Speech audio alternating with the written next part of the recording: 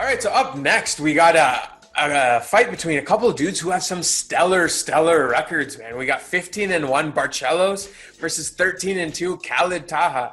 So we got a Brazilian versus a German here, a German Muslim maybe? I don't know. I'm pretty sure that's exactly what he is, because when you look at his post, and he's got this like hint of Australian accent, and it's funny because he was in Australia telling Australia how Australia is his second home, and so I was really loving that post-fight interview.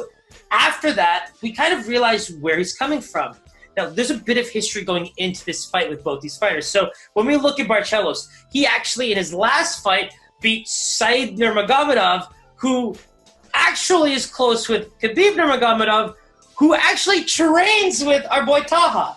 So right now, you're seeing a bit of history in this fight. So Taha's going into this fight being like, I need to kind of, get some avenge my boy here. Yeah, exactly. The beautiful part that I liked about Barcelos' fight against Said is that he showed good cardio towards the end of the fight. So if I'm Taha and the way I saw him fight his last fight, you know what? He won with a really good arm triangle. Like, this guy is no joke on the feet. Let me break that down. This guy is no joke on the feet. He can knock you the fuck out. I'm not even playing. He's a powerful striker, but like as a pro, I think you don't get fearful of that. I don't think you get as fearful of that. I think you do have what it takes to kind of make your head movement happen, get your hands up. Barcelos looked very technical against Said, and I think that's going to help him in a fight like this because he's going to be able to do everything. Wherever the fight goes, he's going to have something to say, and that's where I think Taha becomes a bit of an underdog.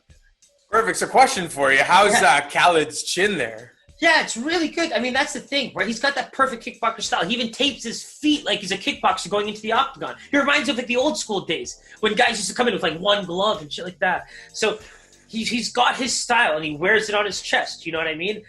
But the grappling still looked good. That's what made me a little fearful of for Barcelos. But that's where I still think that Barcelos has the edge, right? He's been doing the MMA game a lot longer. And he's 14-1 as an MMA fighter. He's 4-0 as a UFC fighter. He's 34. We're seeing guys at this age, come into their own. So it's not hard for me to think, like, if Taha's getting the edge for the reasons I just told you, I mean, Barcelos is my pick. Yeah, I mean, and looking at the odds, he's actually a massive underdog. And so the reason I was fishing that question for you is, do you see, a scenario where we could be taking Barcelos by a finish? I know 4 of his last 5 fights, he has finished and not gone to decision. Sorry, who's the massive underdog? Barcelos is a massive favorite. Okay, so like my max line was -160. So what was his line? 340. Wow, beautiful. So here's the thing. I think Taha looked good enough on the feet to avoid getting knocked out.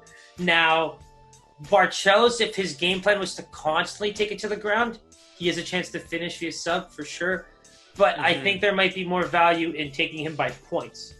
And by decision, right? I don't know if that exists yet, but that would be my lean there, yeah.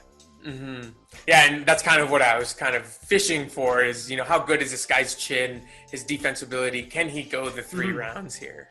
You know what's hilarious about this card, Pies, is the one fight where I thought the one guy who kind of trained with Khabib, who has this kind of scary knockout power and can maybe exploit a guy like Barcelos for his age and all that. The 4-0 fighter with the experience speaks volumes here. I really thought, the max line was going to be, I knew he was the favorite.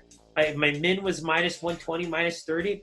But yeah, I really have here -160, -170 max. And that's amazing to hear. Good for him. I think he earned that line, to be quite honest with you. Wow.